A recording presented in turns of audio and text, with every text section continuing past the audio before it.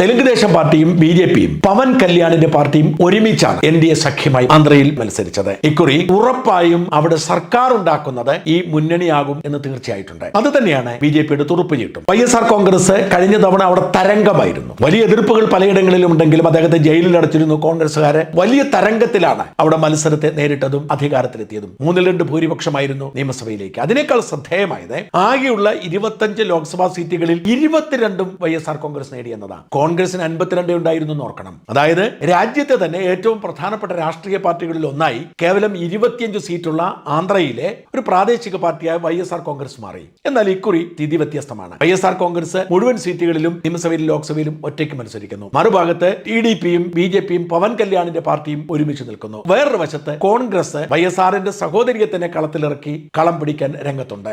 ആന്ധ്രാപ്രദേശിൽ കോൺഗ്രസിന് കുറച്ച് വോട്ട് കിട്ടും എന്നല്ലാതെ ഫലപ്രദമായ എന്തെങ്കിലും നേട്ടമുണ്ടാക്കാൻ കഴിഞ്ഞെന്ന് വരില്ല.